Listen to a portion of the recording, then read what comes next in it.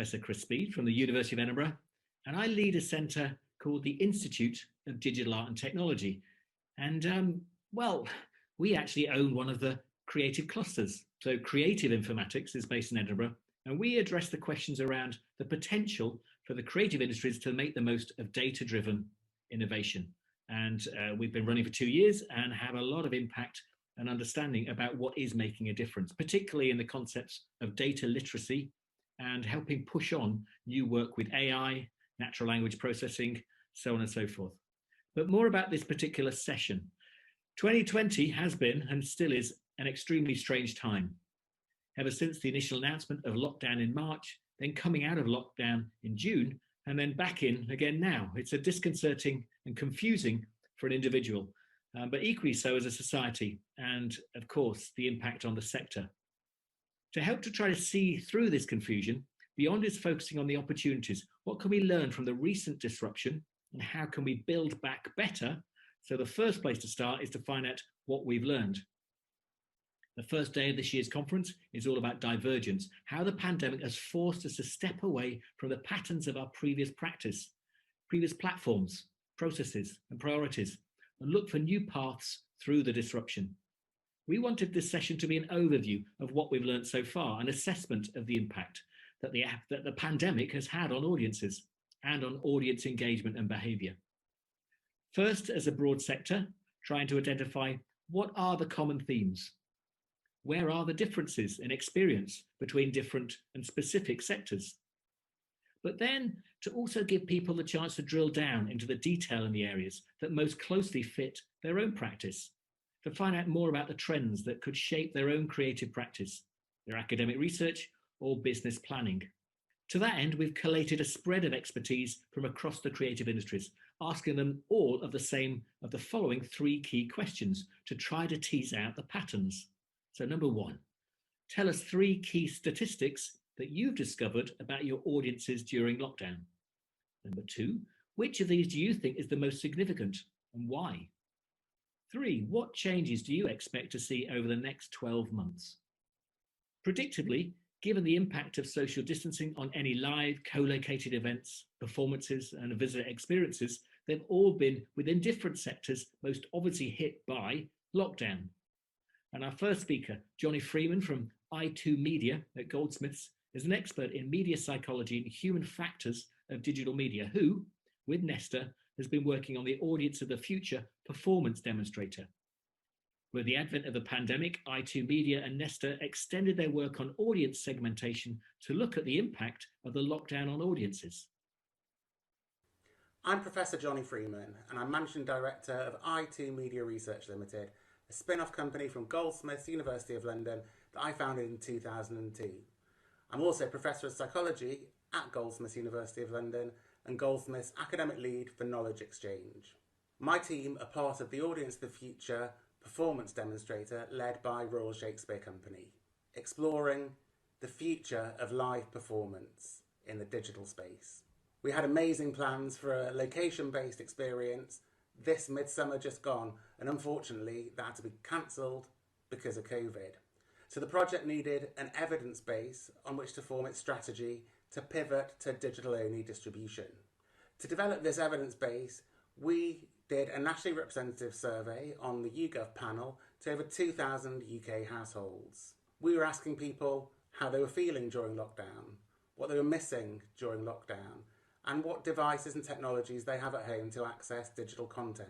The top findings from the research were really important for the sector, and we want to share them with you in depth in the breakout session later. First thing to note is that audiences told us they're really missing live performance. They're missing the jeopardy of the experience. They're also missing the sense of being together with other audience members and the performers. Another key stat that came out of our research was that very few UK households have access to immersive VR headsets at home. It's around 5% of households.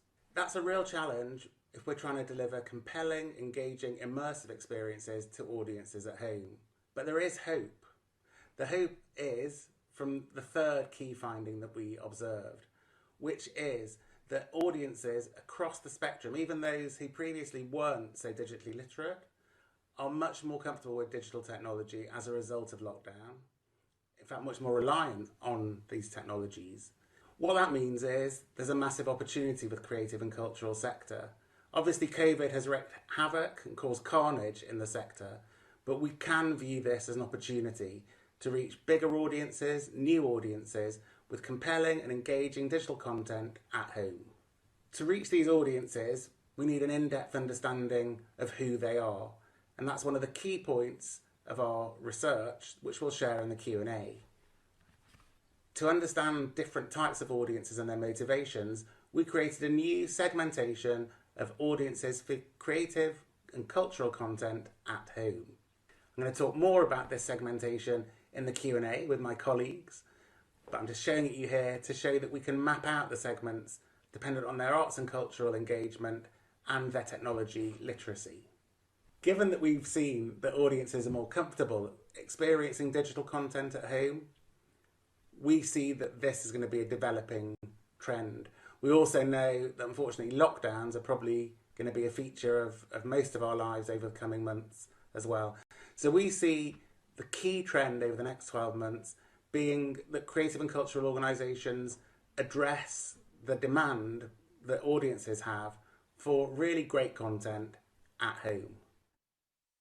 Next, we have Neelay Patel from Digital Theatre, a leading channel for online access to live theatre through their twin platforms, which is Digital Theatre for the domestic market and Digital Theatre Plus for the educational institutions, which between them support unlimited access to over 100 productions from world-leading companies and provide live theatre to over 3 million students at over 2,000 institutions around the world.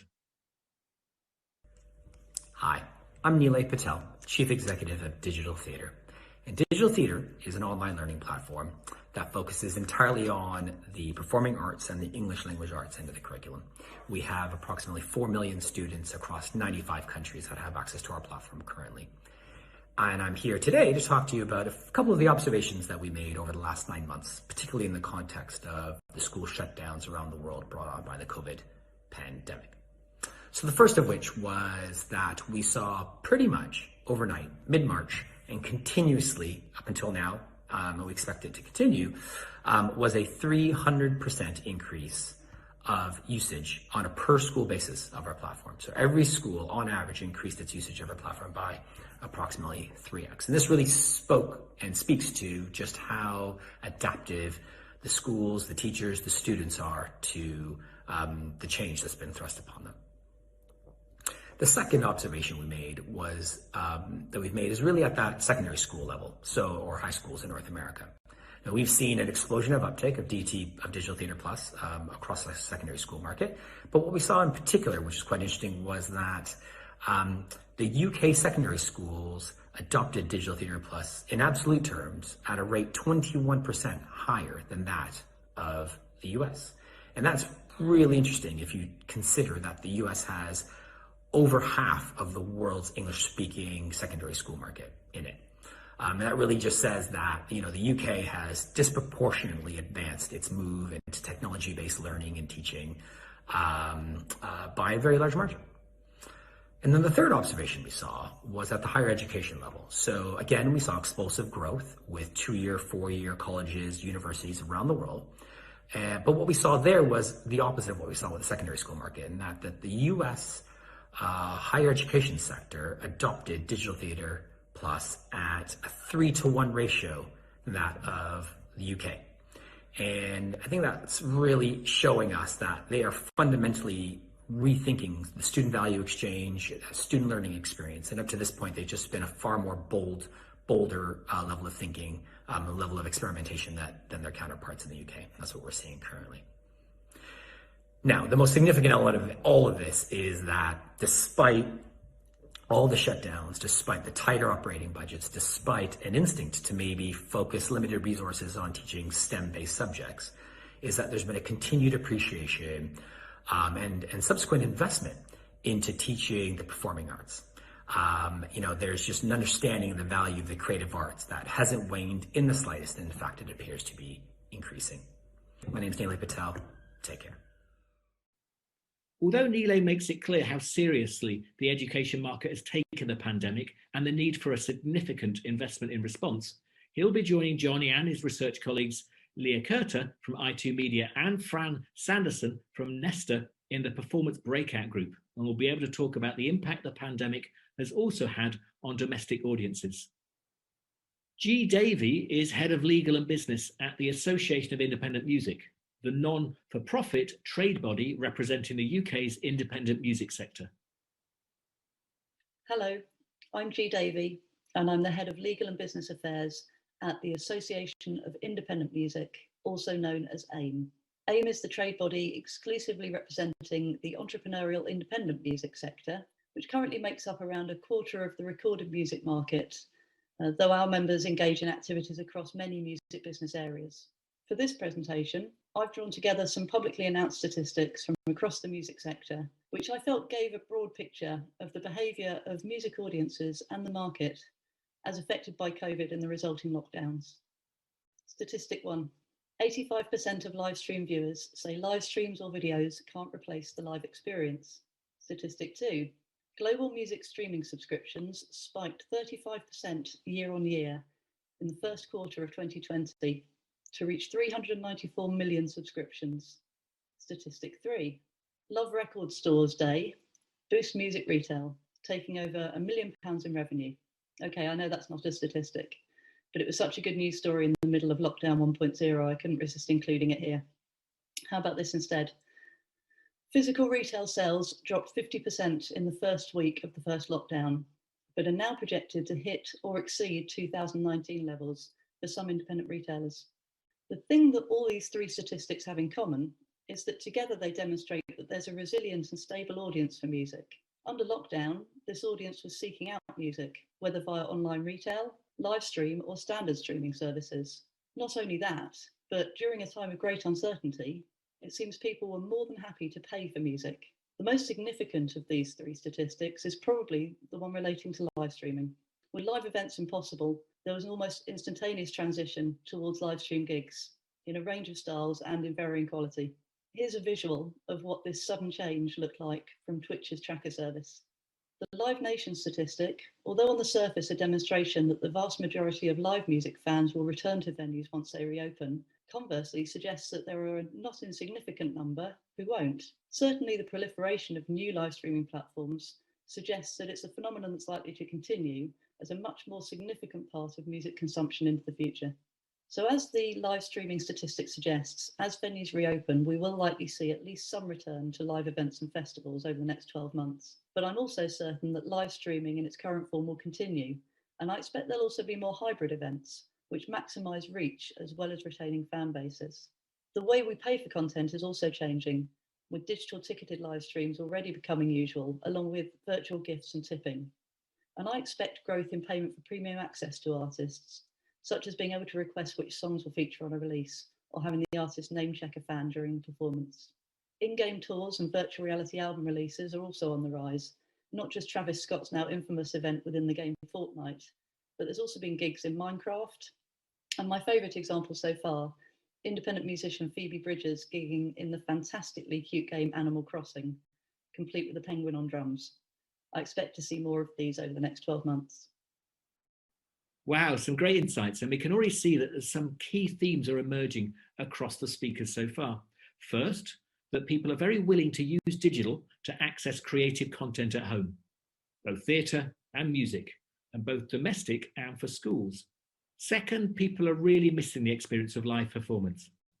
However quickly they may have accepted the move to digital, this obviously doesn't recreate the experience entirely. And even though Jonny doesn't highlight this, I know from the interesting session he did at the Creative Coalition the other week that one of the key points he'll be taking about this into the breakout session is audience feelings, the emotions, such as anxiety and uncertainty that the pandemic has provoked in us, and the fundamental importance for each of us and the sector of social interaction. Thirdly, lockdown has seen new audience segments, demographics, who are all becoming more and more comfortable with the digital as a channel for accessing content and for engaging with new content on new platforms. And finally, there are emergent new ways of generating revenue in music. And those joining the performance discussion group after this will probably find that there are similar trends going on there. Similarly, we can see that a key prediction in common seems to be that even though there will be an inevitable return to live events with any vaccine and a reduced need for social distancing, it does seem likely that now audiences have successfully engaged with accessing performances through digital channels, that this will continue to be a persistent feature going forward. We now have Anne Torreggiani, whose work with audience agencies spans the spread of visitor experience from libraries and museum collections through galleries to heritage and beyond, and who, in her role as co-director of the Centre for Cultural Value at Leeds, is leading a UKRI and AHRC-funded longitudinal study into the impacts of COVID-19 on the cultural sector across the UK. Hi, I'm Anne Torreggiani. I'm the CEO of the audience agency, the national charity for arts and museums engagement and participation. I am also the co-director of the new Centre for Cultural Value, the new research centre based at the University of Leeds. So the audience agency is the custodian of the Audience Finder national datasets. We think it's one of the biggest datasets of cultural consumers anywhere in the world. And one of the things we've been doing during lockdown is, of course, looking at who is missing from the Audience Finder datasets. But we've been doing much more than that as well. We've been trying to explain some of those gaps by doing a whole load of rather particular COVID-related research and exploration, shall we say. So one of them has been an intention survey looking at audience behaviours, particularly in and around Scotland. We've also been doing, really fascinatingly, a whole piece of surveying around audiences and consumers of digital content. Obviously very, very interesting at the moment as everybody's changing what they're doing and how they're doing it. And perhaps most significantly of all, we've just embarked on the Audience Agency COVID Monitor, which is a longitudinal population survey looking at what a very sort of standardised sample across the whole of the UK population is doing in terms of cultural engagement. And I think that's going to really give us an idea about who the haves and have-nots are, particularly going forward as our concerns increasingly that lots of people might be excluded from creative and cultural participation as they rise to the top. I think that's going to give us some really useful clues for what we can do about it. Just say I think there are lots of interesting things coming out of all of them, and I'm very much looking forward to sharing them. But I will say that number one on my list is the fact that all older and younger audiences seem to have very different expectations and hopes for what their digital cultural experience is going to be like, and I think that creates certain challenges for us. The second one is that digital really has reached some audiences that other forms and formats haven't reached, but who? And the third one is that there are significant and, to me, perhaps quite surprising reasons why people are valuing the online offer, this great explosion of new stuff that's available to them. There are a number of different reasons why they really value it, and they seem to value some things more than others. And as I say, some of those are, to me at least, a little bit surprising. Intriguing, but this consideration of the segmentation with the audience echoes exactly what Jonny, Leah and Fran have been finding in their work on audience segmentation within performance. Definitely a study to follow as it moves forward.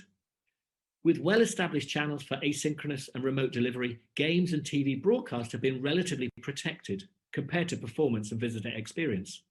However, as we've just heard, within these, one of the key elements of esports, the big international live events, were largely cancelled and caused significant knock-on impacts.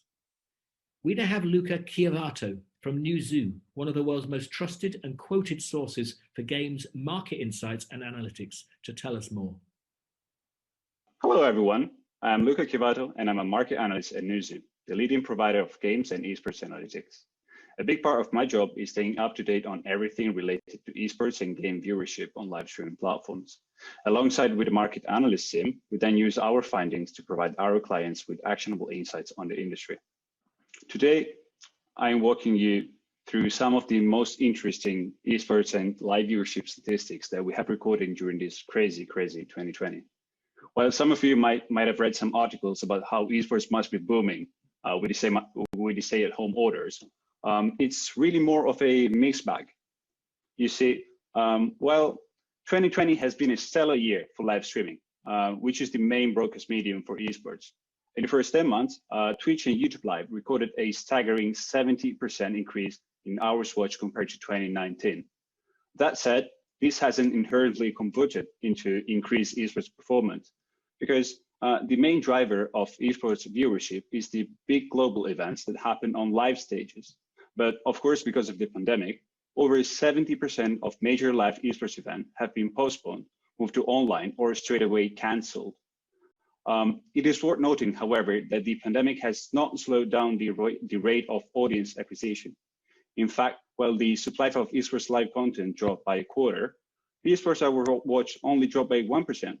This means that people are still interested in watching. They just didn't have the chance to do so because many of the key tournaments that happen that make up the esports calendar are just not happening.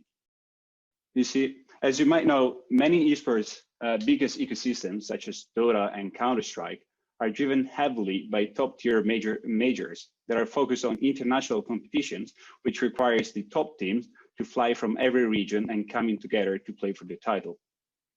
With the restrictions of flying and the competitive integrity problems caused by playing on an online setting, organizing live events has been a nightmare. The lack of high-profile tournaments has, in many ways, offset the gains from more people staying at home watching esports.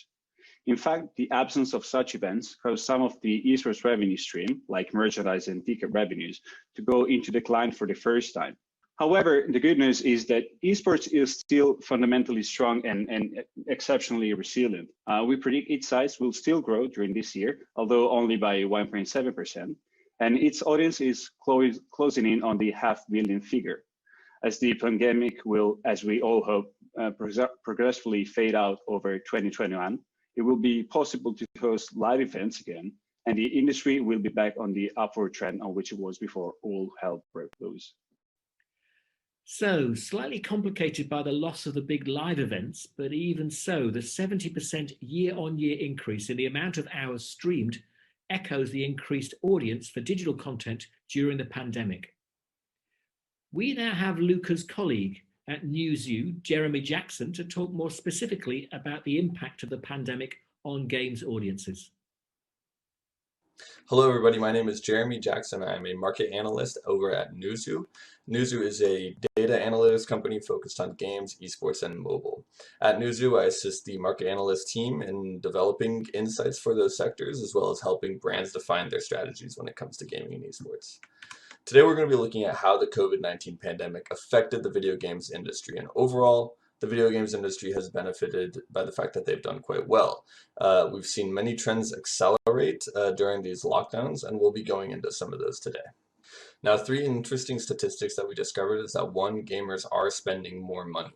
We saw $15.6 billion added on top of our initial forecast for 2020. That's a 20% year-over-year growth. 2, people are playing as a means to socialize. With distancing in place, we saw 17% of gamers surveyed in key markets respond that they had been playing more games as a means to socialize. And 3, we've seen players become more engaged. The average daily play time increased by an average of 3.3 minutes for the top titles in March. That's month over month. So let's focus really on the way that people have been using games to socialize. First, we saw lots of people taking typically social offline events online. This means that they were taking things like weddings or talk shows into game spaces such as Animal Crossing. We also saw concerts by top celebrities such as Travis Scott be hosted within games like Fortnite and achieve really high engagement levels. Brands quickly took note of this, and we saw things like launch trailers taking place within Fortnite as well, and political rallies, protests, and other social events geared in more of a marketing sense taking place within those same game spaces. Finally, we also saw an increase in kind of professional events taking place in the virtual world, such as this Facebook event, which took place within the virtual reality space. And what does this mean for the next 12 months? Well, we'll likely see games as social platforms continue to develop. This was a trend before, and it's really been aggressively accelerated during COVID-19. Games like Fortnite are really doubling down on the social aspect they have with things like Fortnite Party, and we're seeing a lot of social game contenders popping up around that space. Next, we'll see digital sales continue to eclipse physical sales. This was really a well-developed trend already, but with the COVID-19 pandemic and next generation consoles, which feature digital-only editions, we'll be seeing this trend accelerate. And finally, we'll be discovering if the new gamers who have kind of joined the industry in the past 7 or 8 months will be staying around long term. Anyway, thank you so much for joining. So once again, a continuation, acceleration of the underlying trends and wider platforms across the sector, with increased uptake of digital content as our physical activities were restricted, and the increased use of technology to support socialization as we try to deal with the feelings of anxiety, uncertainty, boredom that Jonny's research flagged. Overall, we can see while production has certainly been impacted across the board, delivery of games and esports, along with TV, video and film, have all been relatively more shielded than performance and visitor experiences by their inherently remote delivery models. However, within TV, video and film, there are some interesting parallels. For example, the survey by the Creative Industries Policy and Evidence Centre, Cultural Consumption in the UK during COVID-19 lockdown, showed that lockdown had negatively affected people's experience of their mental well-being. But that the survey respondents had felt that all content, but especially music, had helped, with 90% saying that music had been particularly helpful. This was reflected by a marked increase in streaming of digital content in all formats: TV, film, music, games, e-publishing, and a willingness to explore new, less familiar areas of online content such as theatre, dance, and art and photography. Looking specifically at TV, in addition to the marked upswing in subscriptions to video-on-demand services such as Netflix and Disney+, noted in the Ofcom Media Nations report in August 2020, there also appears to have been an equally dramatic return to linear TV watching, with broadcasters such as the BBC reporting that viewers were watching 44% more linear channels compared to with this time last year, younger viewers as much as 67%, and Channel 4 similarly reporting that all-day linear viewing among their key 16 to 35 demographic was up 29%. However, it should be noted that any increase in online viewing needs to be seen in the context of Ofcom's other observation, made in their 2020 Communications Market Report in September, that while more than half of the UK households now have a smart TV, almost 2/3 of households now have their TV connected to the internet in some way, but 13% of UK households are still not online. And the Creative Industries Policy and Evidence Centre's observation that the digital cultural class divide that existed before lockdown may have widened further, with increased consumption increased more slowly for people in lower socioeconomic groups and those who have stopped working compared to those who were largely working from home already. Is this a K-shaped media recovery to match the much discussed K-shaped economic recovery? Food for thought, and something we may not be able to fully answer for some time.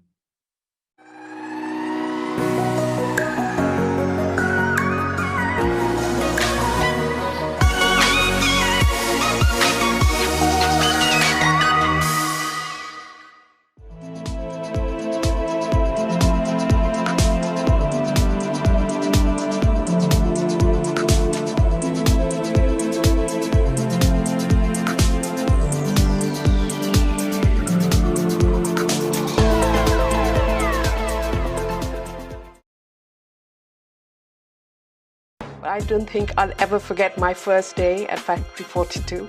News of a possible national lockdown because of COVID had just broken. We had actually launched a new experience in the Metro Centre in Gateshead. Had moved into full production and ready for a performance in June 2020. We had created and established an amazing story with Aardman. All our technology was in place.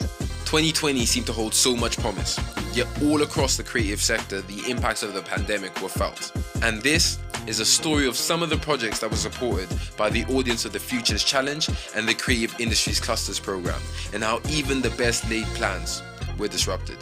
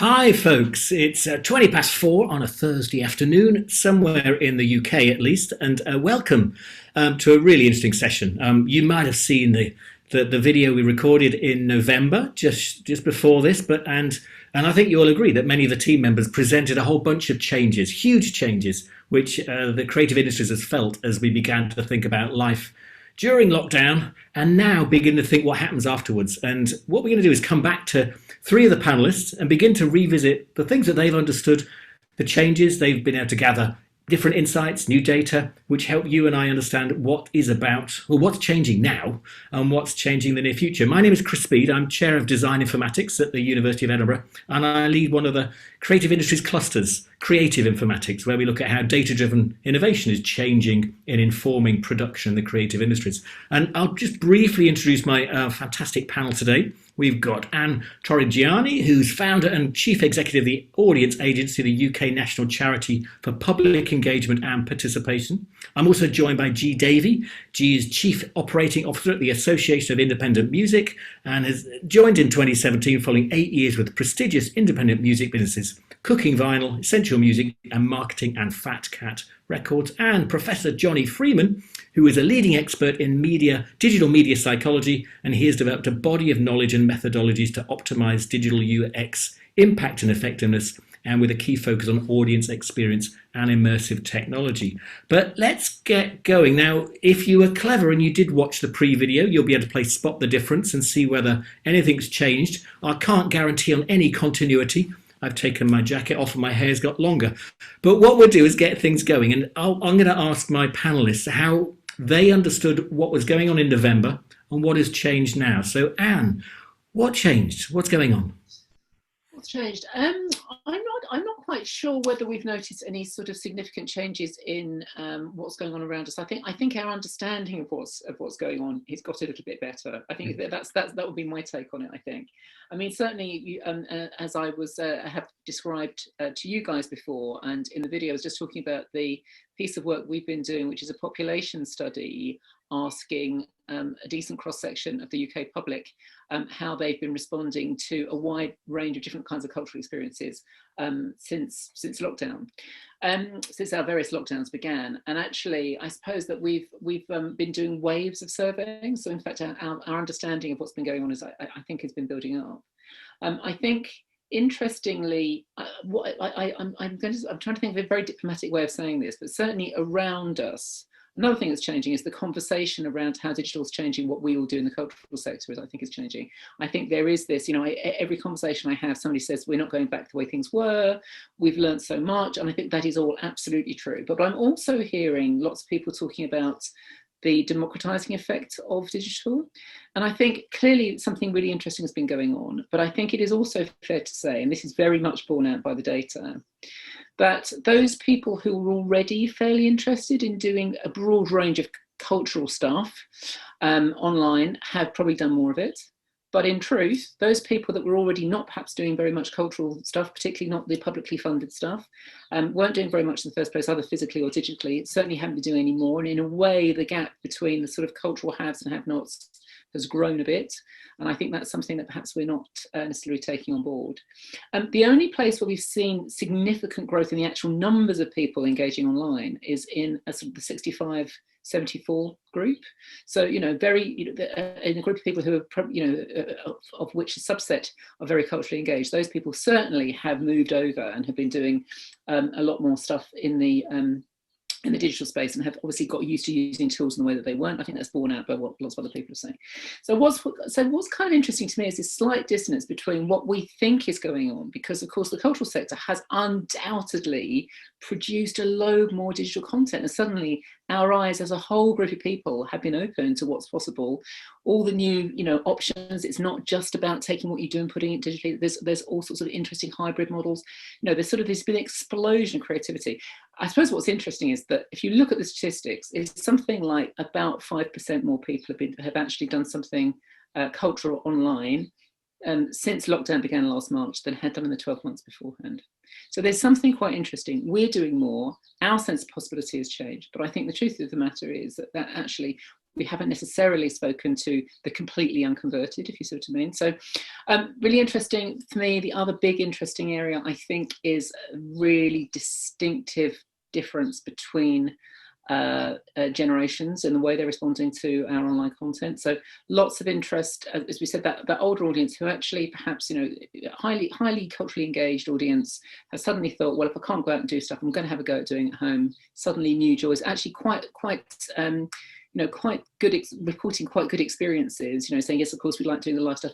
High numbers of those people saying they want to do more of that in future, a bit more of a mixed model for them. But actually, nevertheless, the digital audience as such, as a whole homogenous group, is still, profile-wise, it's still much younger than the so-called physical audience, if you just look at it proportionately. Really importantly, I think this is important as I segue to my colleagues. Really importantly, though, younger audiences, more diverse audiences, culturally and ethnically diverse audiences, because they're younger, are all reporting a much higher level of interest in digital first content, in immersive, in participatory stuff. So you've got this older audience quite happy to go and see nice BBC value versions of what they were used to doing in the physical space, wanting to see more of that online, easy to go and do more of it, do it with your friends and a glass of wine.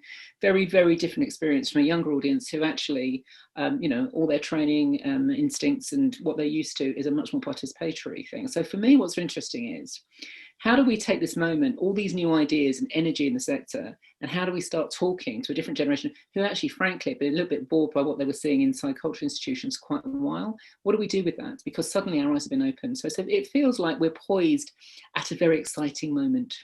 Yeah, terrific, isn't it? I'm thinking about the segmentation, the disruption across those. But how, as you say, to reconcile that gap, because it could get larger.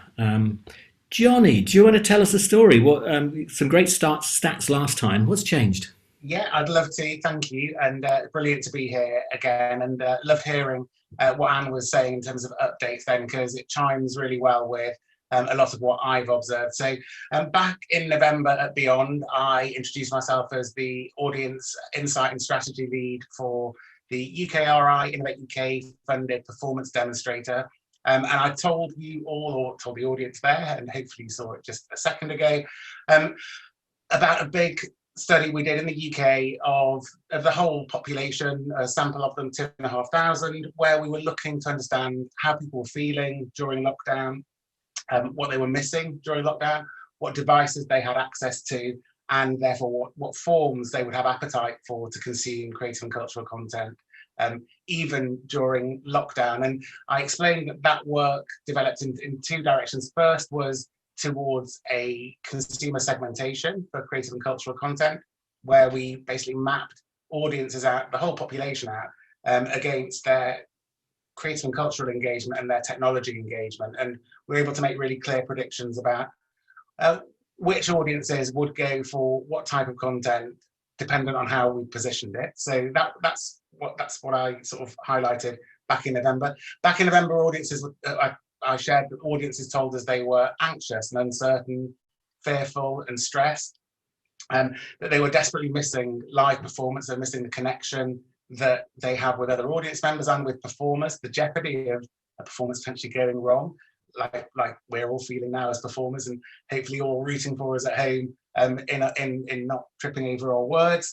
And we then also used that to guide the digital pivot of the big project that the performance demonstrator was working on, which was a production of Dream, which was supposed to happen midsummer 2020 as a location-based event in Stratford with a beautiful mixture of live music, live performers, projection mapping, immersive experiences in headsets, augmented food and drinks, and it was going to be spectacular. And then obviously COVID caused its cancellation, but our research was effectively designed to guide the project towards the digital pivot. And around November time was when we were working really closely with the creative and tech teams on the project led by Sarah Ellis, who's digital director at Royal Shakespeare Company. So that was then, and this is now. And you can probably see I can't help smile all week, and the reason is that Dream Online, so dream.online, has actually launched and has had brilliant audience response, because we've been measuring people's responses in post-show survey. We've also been monitoring, obviously, hashtags and Twitter feeds and the Instagram page for it, and the feedback has been overwhelmingly positive.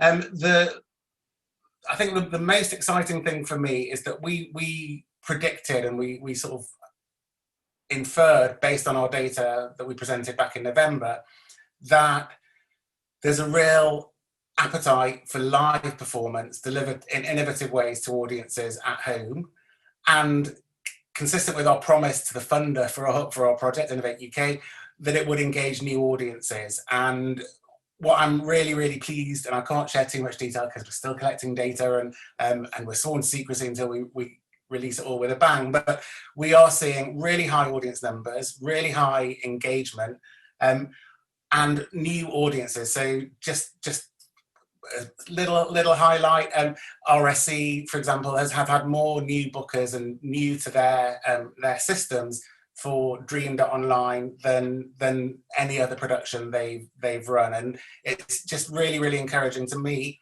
for me, to see the value that really deep audience insight, and then working really closely for that audience insight to partner with the creative genius that leads the production and develops the output, and the technical expertise to facilitate it, really does deliver to audiences in a way that they're happy for it to be delivered. That's probably the as much as I can say in terms of sort of highlights for now. So I'm going to tease you, and hopefully I'll be back next year to share a lot fuller a debrief on audience response to Dream. But I want to say that it's really supportive of what we concluded the sector needed with regard to democratizing access.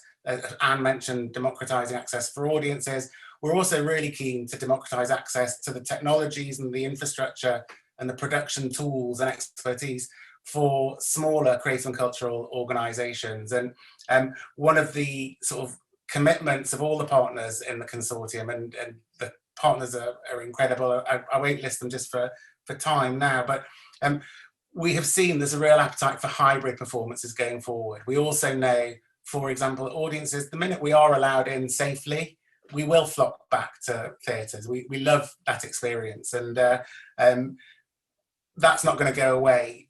But we've now tasted the digital potion and the digital version of it, and it will improve access for people who either can't get there because of where they live or any constraints they may have as individuals, and for people who previously thought, that's not really for me, I'm not a Shakespeare fan, or RSC, that's not me. No, there are people that we've had in our audiences who are very, very different to the traditional audiences that our cultural organisations typically engage with. So hybrid as a future was another really important prediction, and we're seeing, I think, it being borne out.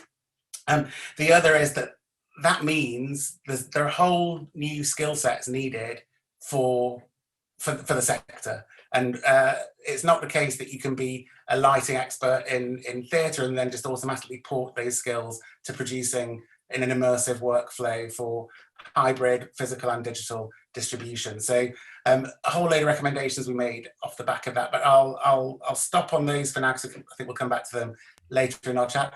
The final thing I just want to again reflect to Anne, the question of sort of ritual, and the ritual of engaging with theatre, and one of the things that Dream.online did, recognizing from our research that audiences were missing, the opportunity to be in the bar before a show with exciting people who are all similarly excited.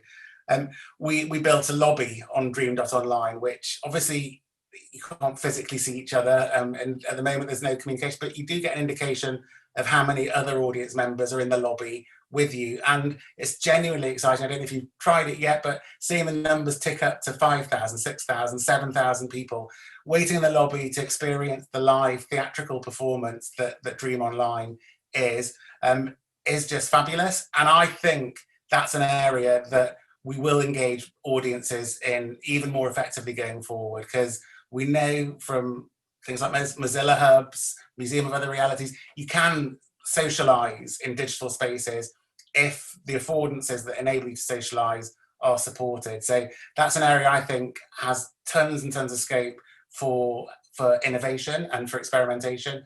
And I will stop there because it's G's That's turn to fantastic. talk. No, really great, really great. You can see you're bubbling with data coming in, which again breaks your assumptions and opens up new spaces.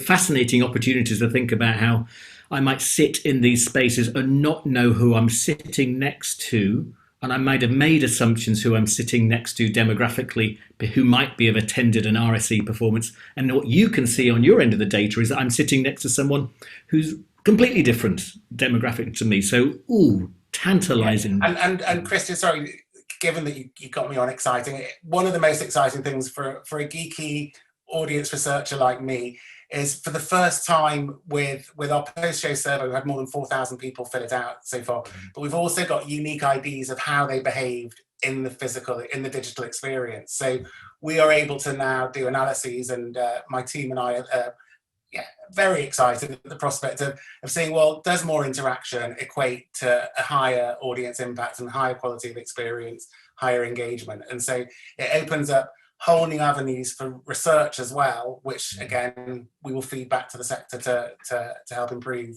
Terrific. I mean, theatre as software. Who knew, folk, that you could build, measure, learn with dynamic? I mean, that's terrific. Now, let's go to G, because I'm sure she's got a different story from the music profession. What do you think, G? Because you gave us updates last time. Any more thoughts?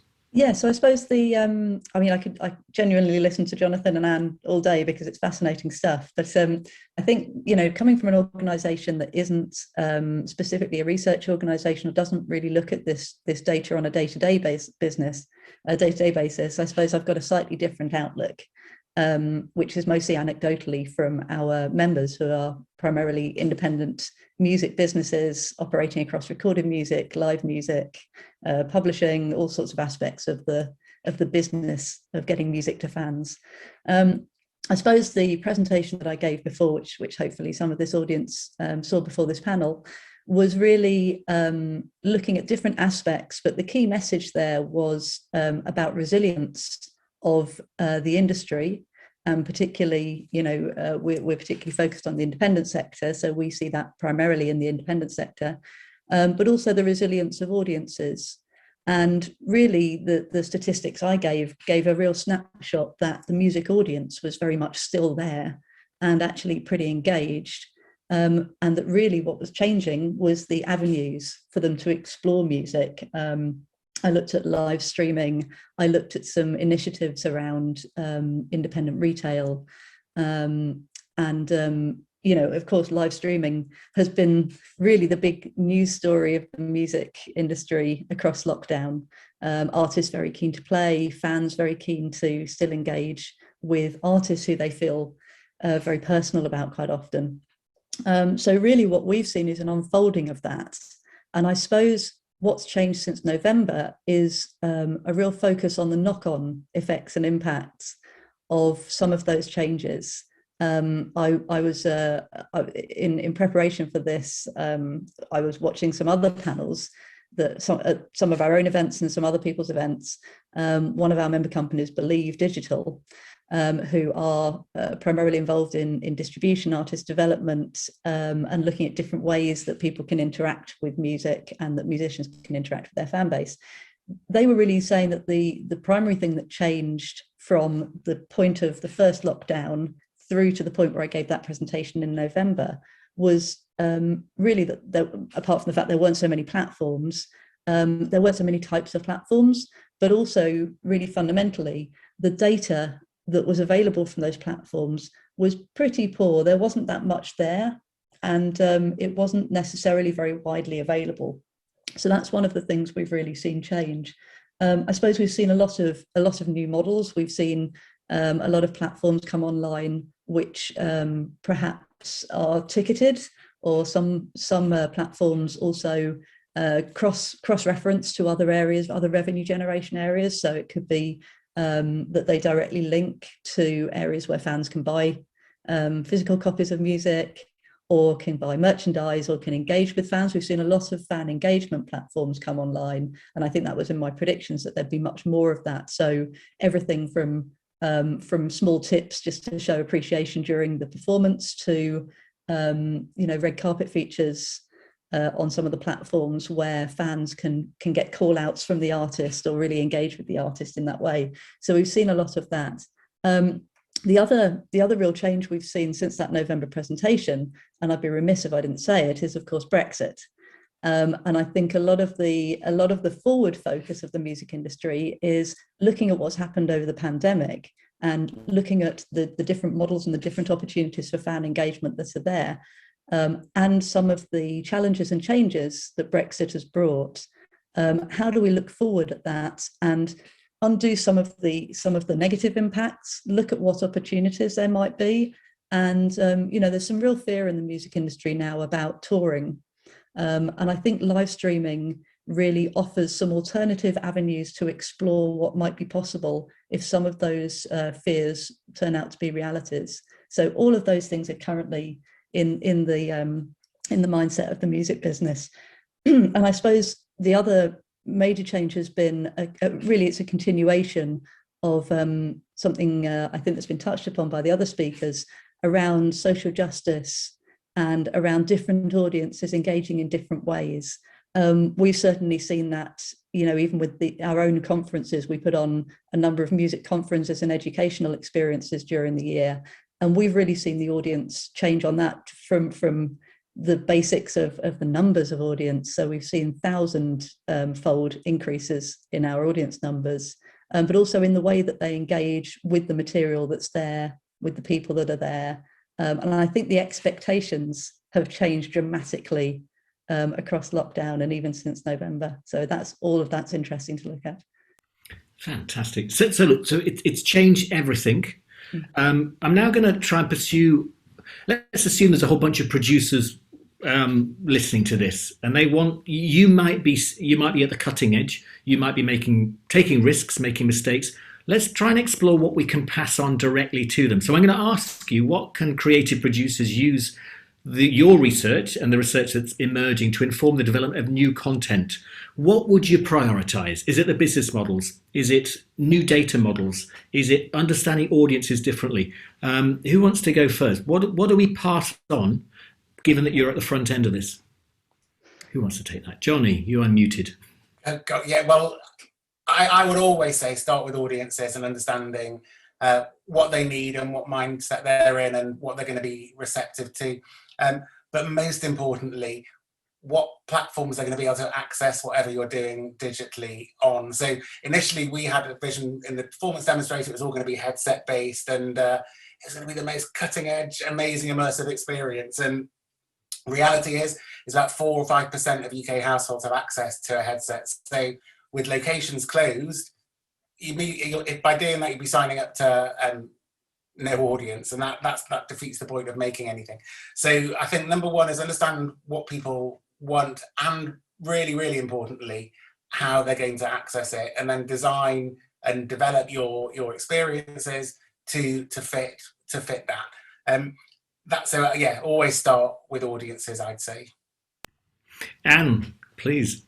I mean, what's not to like? Of course. I mean, I can't say, if you particularly come from a sort of theatre sector, culture sector, I can't tell you how heretical it is to say we start with audiences. Don't forget. I mean, that's a given in other places, but that is actually, this is like a revolution, saying start with audiences, and I'm slightly nervous saying because I don't know who I'm saying it to. But anyway, of course, I mean, I think the point really is that in a way we can feel more it's that because we can start with audiences in a way that isn't always sort of after the fact now.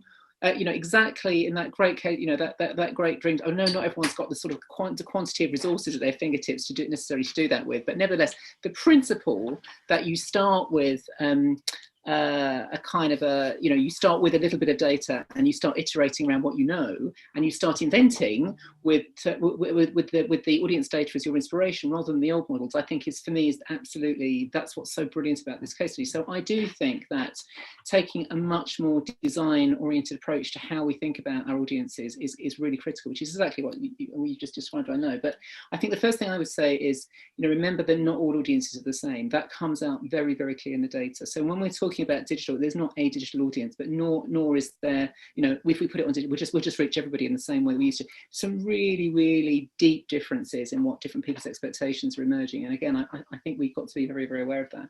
But the notion of, do something small, test it, iterate, prototype, and build this is the lovely message, isn't it, from the dream, build your feedback mechanisms into the way you're actually making it. This wasn't possible before. It was really hard to do that, but now we can. And that seems to me like that's the massive step change. Seize the opportunity. No, that's terrific. I think that build, measure, learn. I'm surprised because that's what we talk about in startup, in the creative informatics. But to hear that language or that desire to make sure you get the feedback loop. Gee, really interesting. Yeah, it's really interesting listening to this because I suppose music comes from a slightly different place. I suppose the audience is always central to what everyone's doing. And I think there is a real focus on audiences already. My message to producers would be to look around yourself, look outside of music and look at what else is going on. Or even within music, look outside what you're directly engaged with. I think it's very easy to just focus on the content. And I think obviously the audience is key. But also there's a lot of people doing very interesting things. And there's a lot of people with skills that weren't traditionally part of the music landscape, which I think Jonny touched on, some of those crossover skills and some of those crossover opportunities. And that's really what I would say is look outside what you're directly doing and talk to people and look at what's going on around you. Because actually, I think there's so much developing all the time. There's multiple ways in which you can engage with it. And you can, I think we'll come on to some of the kind of data side, which I'm very keen to talk about. But really, aside from gathering the data, I think which we're going to go to a bit of detail on, I'd say it's as much about how you look at new audiences. I think Anne touched upon different audiences engaging in different ways. And one of the interesting things that I think has come out of all this is that a lot of the musicians who knew their fan bases, who were doing activity, who were doing live streams, who were finding touch points to engage with the audience that they knew, are finding entirely new audiences through this. So it's not that they could have gathered that data from the outset when they were developing the content that they were putting out or the experience they were putting out, but what you can now do is capitalize on some of the experience that's happened over this lockdown. And staying with music for a moment, because Jonny, because we had an interesting chat around TikTok, and I just want to touch on that because I think that's where value and data come together. Because it struck me, I'm kind of slow on this, but the epiphany dawned on me that actually, whilst I wouldn't have dreamt of putting a music track into YouTube now, would I? But I would have been rejected anyway. But now, of course, TikTok wants that horizontality. They want music to flow through so people can be seen to repurpose. And there's something that you're talking about there about allow more of the audiences to co-produce, to own opportunity to produce value. Absolutely. It's back to that engagement piece, I suppose. You've got people who really want to engage with music. But I think the reason that's been possible with TikTok is the way that they've engaged with the industry has been quite unique. And has been a very positive experience. I think they've come into the industry, and I think this is one of those things that I talk about a lot at conferences. Is really the approach between quite often technology and technology platforms and the music industry. I think a lot of technology comes into looking at music and wants to be a disruptive force, and there can be a very positive disruption. But at the same time, if you just come in and you want to completely reinvent the wheel and don't pay attention to the ecosystem that already exists, you can find yourself in very very hot water. You can find yourself upsetting a very finely balanced ecosystem. And there can be far-reaching consequences that you may not have imagined. But TikTok came in, and I think the reason that they had such positive interaction with the industry is because a lot of people working at TikTok actually came from a music industry background. So they had a really good understanding of the industry. There's lots of structure in place where new startups and other sectors can engage very positively with the existing structure of the industry. So I think that's why we saw such a good interaction and a good use of music on the TikTok platform. I think that can be contrasted. And actually, I used a slide during the presentation I gave in November from the Twitch tracker. And I think there's a real contrast there with some of the messaging that we've seen from Twitch, for example, and some of the messaging we've seen from TikTok. I'm not at all negative about Twitch, because they are engaging with the music industry in lots of ways, and with artists directly, and with record labels and so on directly. But it's been a very different journey. I think we all end up hopefully in a lovely place, but a very different journey to get there. You do see different engagements as a result, but particularly with TikTok, it's that model of really seeing some knock-on effects in other places. So I think you'll see people using some music, it becomes viral, and that could be because of the music, or it could be because of the visual element, and that has all sorts of knock-on effects through new audiences on other platforms, on Spotify and Amazon Music and so on. And also from people being driven towards an artist who possibly weren't at all the artist's audience, didn't even know the artist before it was used on TikTok. So it's been fascinating to watch that. Great. Jonny, you wanted to come in. Yeah, I was going to come in on what both Anne and G were saying about audience types, but I'll come back to that in just a second, because what G's just been saying really captured my imagination, because I think it proves the point of the need to R&D and doing R&D and getting, like UKRI has been supporting Audience of the Future and the big demonstrators. Lots of us in the sector wouldn't have had the opportunity to do these experiments, work out what does work, what lands with audiences and what doesn't, without those sorts of big initiatives. So that's the first point I wanted to make. The other is that once you've got that R&D funding, it really does enable that cross-sector experimentation. And sometimes there'll be terrible misfits and it won't work, and it will never land with audiences. Other times it'll be, really, really serendipitous magic that occurs. And that then speaks to sort of what's the audience experience of that. Because in Dream, for example, we've got the passive mode and the interactive mode. You can watch it for free as a passive audience member, and you're effectively watching a stream. But it's not just a stream of theatre, it's a stream of live theatre in an epic, unreal, magical forest, with the live actors driving the characters. Now, just the words I'm using to describe that is probably hint to you that it's attracting very different audiences. So a traditional theatre goer may think, well, that looks like my kids' computer games, but the kids think that looks like my computer games, and therefore have more affinity with it. And then if they do want to interact, we've got the Audience Plus ticket, and that is, it's experimental, it's R&D, it's a mechanism by which you can literally influence what's happening in the production. And what we're really looking forward to finding out from the R&D is, how does it change the experience for the actors? They're doing an incredible job, and I nearly dropped a spoiler. I'm not going to say anything more, but we're going to hear more from them soon. And yeah, please watch it. That's fantastic. I wanted to run on that one because Anne, please come in, because there's a whole question of jeopardy that you touched on, Jonny, but this idea of letting audiences in to do more, Anne, I don't know.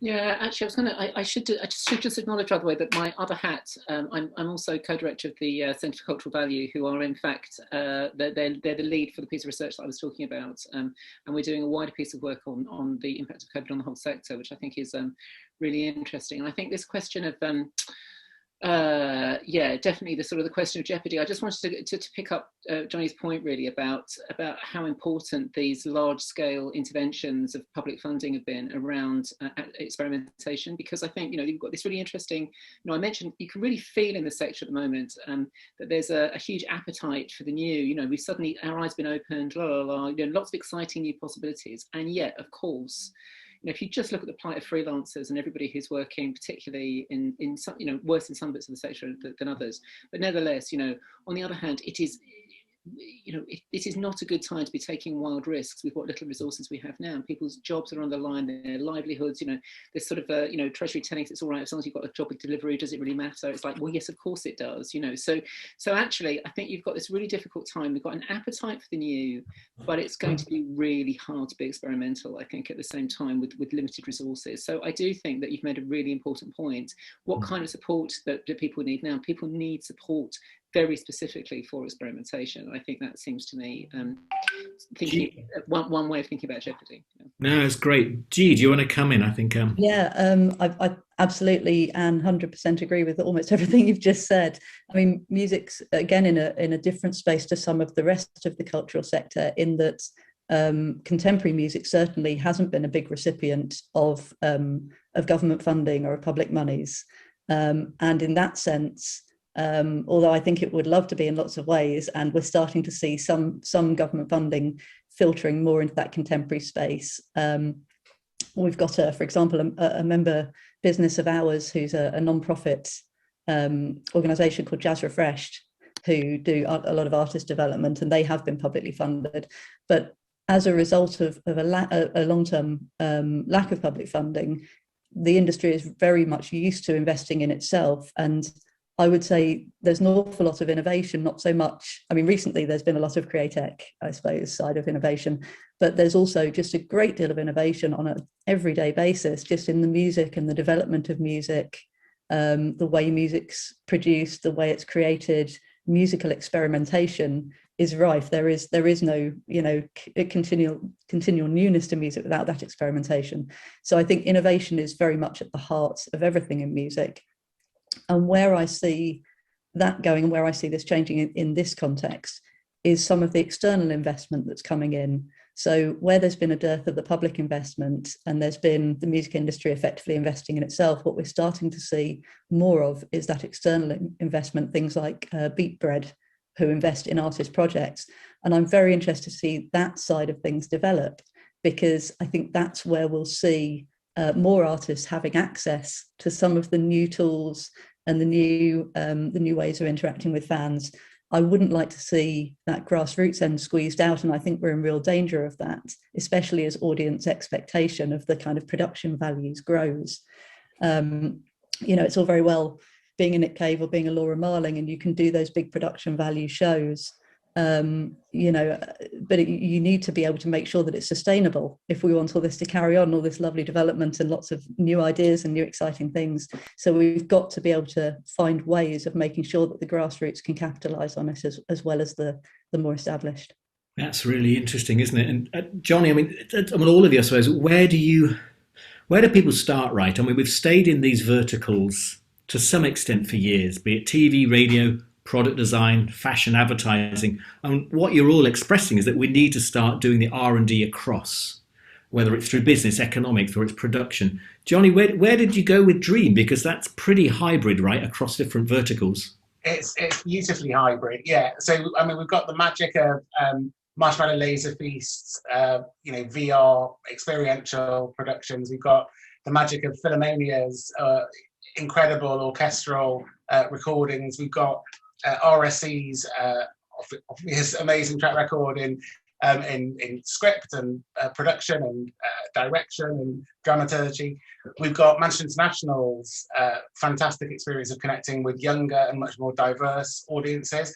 And within the consortium also, we've got obviously Nesta, IT Media Research, De Montfort, Portsmouth, all of whom are kind of practice research and sector specialists. And we've also got the Space, who communicate what we've learned to the very, very broad range of creative and cultural organisations here. And I think if you kind of had imagined at the start of the project, what will it be like? What will this lot produce? You could have come up with 1,000,001 different answers and no answer, because I think one of the biggest challenges, and it's where Sarah has been like superhuman in managing to get people who are used to working in very different ways, with very different workflows, with very different technologies, very different terminology, actually all on the same page and pointing in the same direction and experimenting, confident enough to experiment and not hold back and just give something that's safe, but actually push the boundaries. And I think another really important thing is helping people to understand how to work in that way, which is risky. It is opening yourself to a lot of criticism, a lot of potentially conflict that has to be managed well. So I'd say go into it with an open mind, go into it positively, go into it with, there's a catchphrase that Sarah uses of am I allowed to use a 4-letter word? Why not? Come on. Well, no, Sarah always says it can't be shit. So that's like a really important motto. And try really hard. I mean, the commitment that everyone has had to the project succeeding has been like really, really heartwarming. And it's been a really difficult year for lots of individual organisations. Not everyone is super well funded, and all our businesses were hugely disrupted. And it actually gave us a funded structure within which to survive and come out of the horrors of the pandemic. Hopefully it's receding, but in a really positive way, with an eye to, wow, we can create something genuinely new. And some of the audience comments on Dream are literally that, like, I'm watching the birth of a new form, and that's exciting. No, that's brilliant. Why don't we segue then into we've got a bunch of questions, folks, and these are really interesting. So let's start opening up the questions, because Stan Mitchell asked, I'd love to know which organisations are coming out of the pandemic as winners and losers. And you're touching on that there, Jonny. Is it as simple as anyone screen-based has done great, and anyone with venues and live performances have been terribly damaged? Is it as simple as that? Anne? Actually, I was going to just to come at that question in a particular kind of way. As I say, something that there is a straight answer to this, but I'm going to just get there in a slightly meandering way. Bear with me for 2 seconds.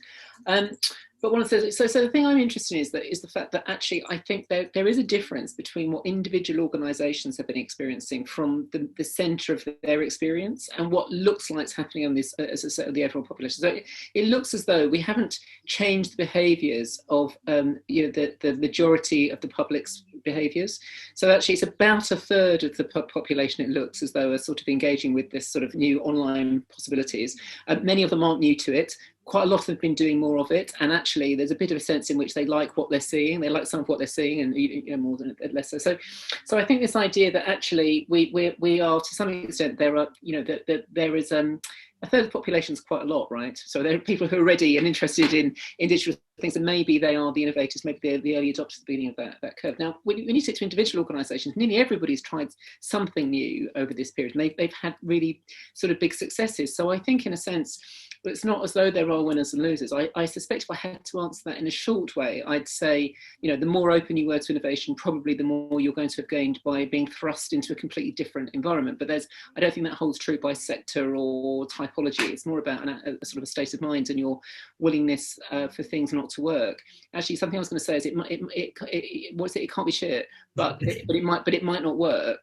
Actually, these two things that actually, if you can live with that, because I think if you are used to doing stuff that can never be shit, it's quite difficult to have an entirely experimental learning attitude when you do new things, right? So I think there is something about, and I think there is a type of creativity that and creative person that doesn't mind that so much, and maybe they're the winners. One of the things I'm just going back to the social justice issues and the gaps between the haves and the have-nots, which I just wanted to touch on. Is that one of the things we've noticed, that particularly things like Creative People and Places, which is a very interesting type of project in the UK, where you've kind of got pots of money that were given to usually partnerships of organisations that were based in places where you had very low levels of cultural engagement. And I think, there's always been a bit of a tradition that a lot of the kind of practice there rises out of the community arts movement, and it's very much about one-to-one, very sort of cultural democracy model, engaging with the audiences and so on. And one of the and actually digital felt like quite a long way away. We did a whole bunch of research about a year before lockdown around how the Creative People and Places movement, if you like, could be using digital more. And there was a little bit of, like, some people doing really interesting things, but overall was a little bit of discomfort. It's like, well, that's not how we work. It's personal, it's intimate. We're kind of, and actually one of the amazing things is that all of those places have been incredibly experimental, because they're very, very tuned into their local community, very much working with, and they have done some of the most extraordinary sort of innovation. So although, as I say, overall it looks like if you're already out, you're even more out than you were before, nevertheless, examples of individual practice where people have used digital to really build amazing and sort of intimate relationships, but in completely different ways, because they could be in somebody's front room and it didn't feel so threatening, but they've done really amazing creative things. So I think the winners are everywhere. It's not about what you do, it's about how you think.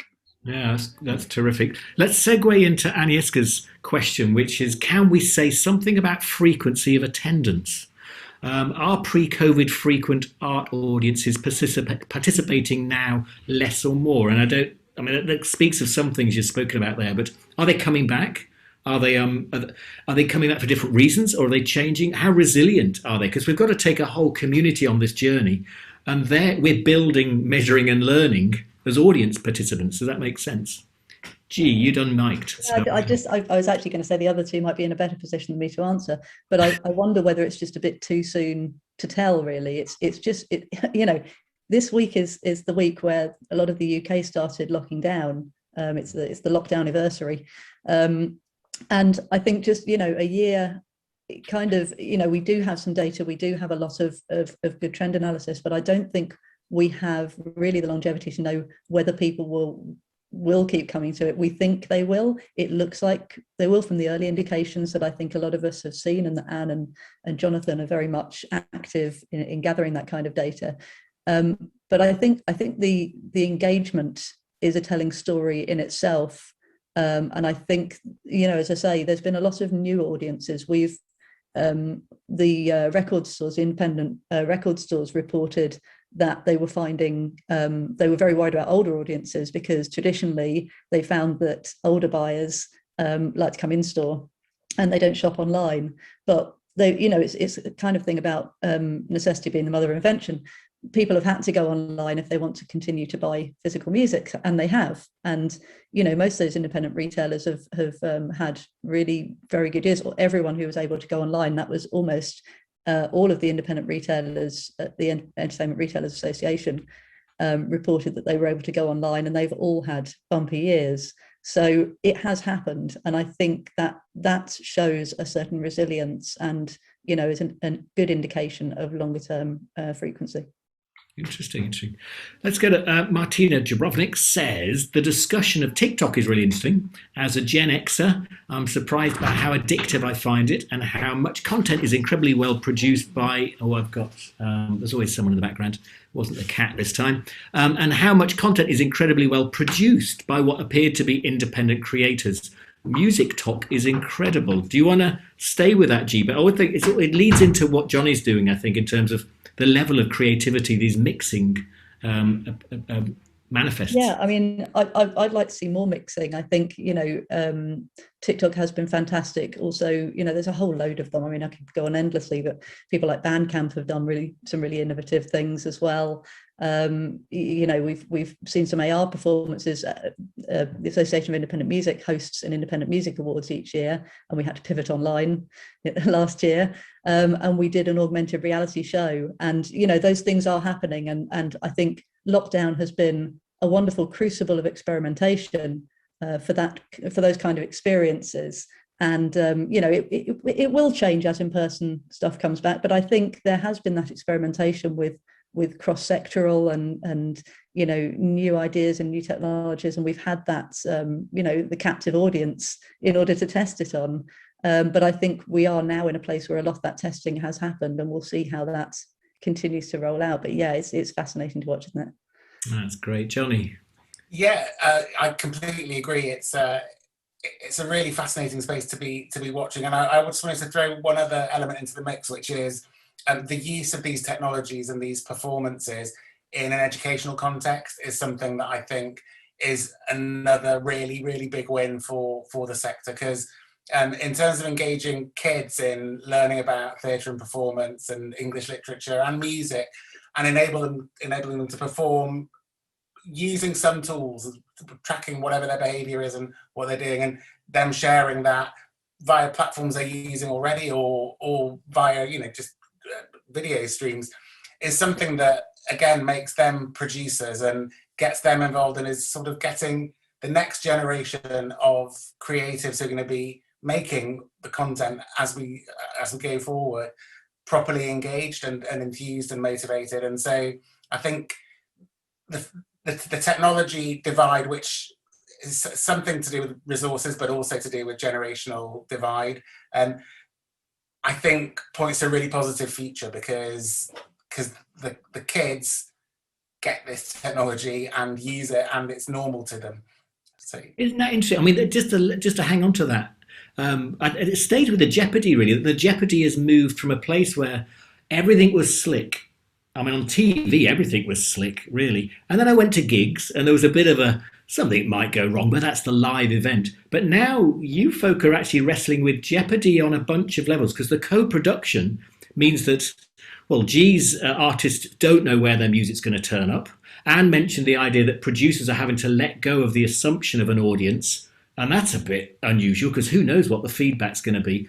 Is there that's good though. Is that, I mean, that's a big letting go of production, controlling value is quite a shift for the industry, isn't it? Yeah, I don't know about that, because I think certainly in music, that's, as you say, with live music shows, there's always that element of jeopardy. I think the experimentation eagerness has been very high and will continue to be very, very high. I think actually it gets slightly more insecure as we can go back to those more traditional in-person type engagements. I think there'll be more concern over making sure that things are of high value. You know, we've got there's one platform that we've well, not a platform. In fact, it's an organisation called Drift, who've really moved into the live streaming space, not as a platform but as a promoter, and they put on some very, you know, really fantastic looking, very high production value shows. But they're also themselves, having come from a kind of promotion background with very high production values, bringing that into an online space. They're now looking much more at what they can do in the lower end space. So actually, I think it's almost that gap will fill itself. So I'm not too concerned about it. Anne, you wanted to come in? Yes, I was going to try and do both really. I was going back to Agnieszka's question about frequency, and, you know, I mean, all the indications that are coming through in lots of different studies at the moment are that people, you know, vaccination is very important. People want to come back. I think something like 37% of people said that they imagined they were going to do more. You know, they were going to be doing more online stuff than they had done in the past. So I don't think there's, I mean, I know it's kind of daft question really, but I don't think there's any question that people are, you know, we're not going to cannibalize anything by having more sort of digital content available. So I don't think there's any question about that. So I think frequency is likely to stack back up again quite quickly, it looks, and then but actually, so it's not and or, it's definitely more. So I think the question then becomes about, well, what's more going to look like? And do you mind if I stay on that? Because Agnieszka's connected second question is, we've heard a lot at this conference about new audiences. Do we know who they are? And maybe bigger production digital content also creates greater competition for time and attention of existing audiences. So we've got this entirely new market jostling. Yeah, I mean, I'd really like to pick that up and, as I say, and just say, well, you know, from what, if you stand right back from it, and as I say, we're looking at it from the perspective that we come at it, we haven't really. What we've seen is that people that were already engaged doing more. We've seen an audience that were very, very engaged choosing to switch channels. But what we really, really haven't seen is we have not seen a genuinely more democratizing thing at all. And as I said, I think individual organizations have seen that they have reached people. But what they've done is that, you know, they probably converted people who were doing things elsewhere. I think that's the difference. So I think even if you took the example of, you know, the RSC's kind of got a new audience, but they've got a new audience, people who were already interested and engaged and were sort of already involved. I mean, that's my perspective on it. And as I said, that the stats do sort of hang, you know, they do stack up behind that. I mean, I think what's interesting is when, you know, G's story about, you know, the TikTok thing is interesting. If when I look at the stats on TikTok, I think 30% of under 16s are engaging with TikTok, and other than that, it's tiny. It's like 8% for the under 25s. It's kind of in the next group, right? So there is something. We're at the beginning, I think, but this is going to be about not just what we do, it's about how we do it. It's going to be about co-creating, and I think there's probably a long way to go yet before we're genuinely finding genuinely new audiences. Is my view. Really good. So I'll debate that a little bit. Only to say, so sorry, no. What we've observed so far are genuinely new audiences to RSC, for example, but that doesn't mean there weren't audiences of Philharmonia or Manchester International Festival or Marshmallow Laser Feast, and they're not an entirely homogenous group and overlapping. So some of the new ones, but we're also seeing people on our survey who didn't go to creative and cultural content, didn't go and experience it before, but are interested in the games technology. They're interested in Epic Games.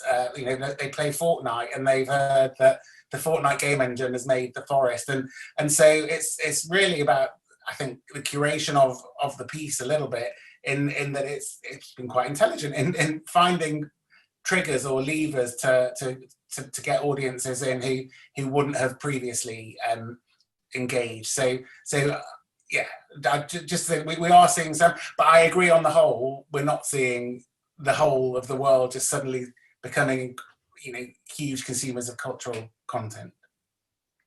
Do you want to hang on the mic? Because you've got a direct question from Katie Hudson, which is, Jonny, did COVID give the RSC project more space to experiment? I'm sure it's a yes, but wow, that must have blown the roof off, right? Absolutely, yes, it did. Thanks, Katie, and hello. Yes, it definitely did. Not just space, but need to. So the two choices this time last year were, well, do we close the project because we can't do what we were going to do, or do we work out really quickly, but through really robust evidence, development of really robust evidence base, do we work out what to do? And thanks to Innovate UK for actually extending the funding and giving us more time to work out and then deliver what we're going to do. We did have a lot more space, and we have to do it within greater constraints. And one of the things that I think the pandemic has done, and this is just to throw in, I think creativity also thrives within constraints, because you have to do something magic within a box, and the box is, you can't be on a stage or in a building. You can't actually be in a building together as a creative team, as a tech team, and you can't be together as a whole consortium. We have to talk through these, little windows on Zoom, and those are real constraints that I think actually did give us more space, but constrained space to innovate. So yes, Katie. I think Brian Eno riffed on that. He talked about limitations being a fantastic tool for innovation. Now, look, we've got 3 minutes left, so I need to be super fast. But if you had to do some hopes and fears, if we met again in 6 months' time, hopes and fears, because everything's changed forever again. Who wants to go first on how we wrap this up with some? Where would you like to be, Jonny, in 6 months' time? Hopes and fears, or?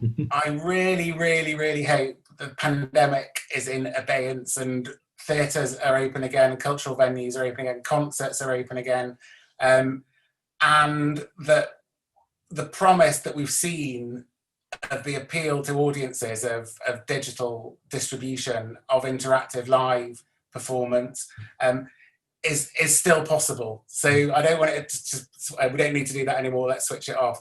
I want to keep the fire burning for the hybrid future of live performance.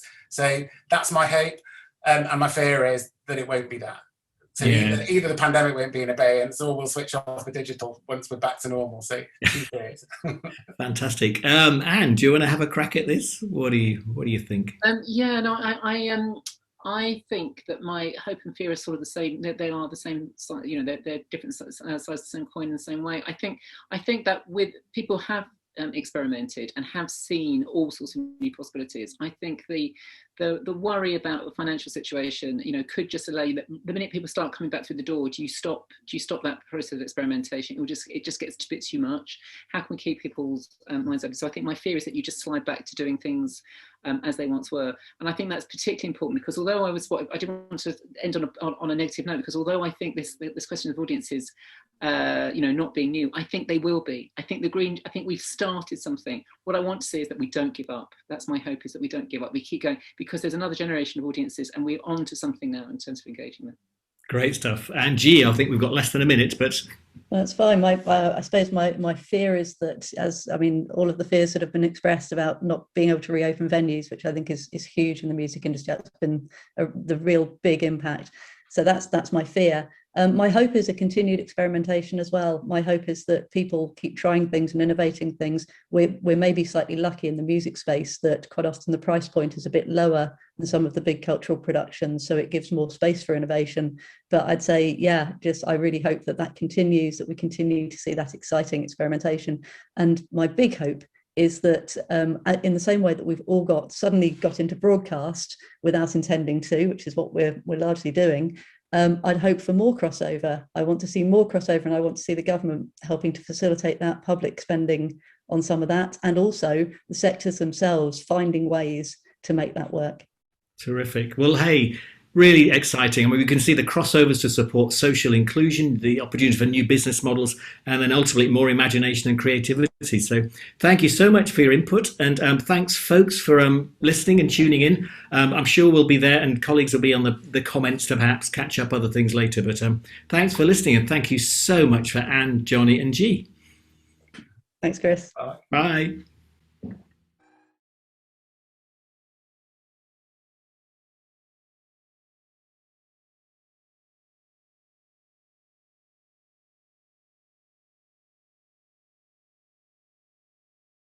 I don't think I'll ever forget my first day at Factory 42. News of a possible national lockdown because of COVID had just broken. We had actually launched a new experience in the Metro Centre in Gateshead. Had moved into full production and ready for a performance in June 2020. We had created and established an amazing story with Aardman. All our technology was in place. 2020 seemed to hold so much promise, yet all across the creative sector, the impacts of the pandemic were felt. And this is a story of some of the projects that were supported by the audience of the Futures Challenge and the Creative Industries Clusters program, and how even the best laid plans were disrupted.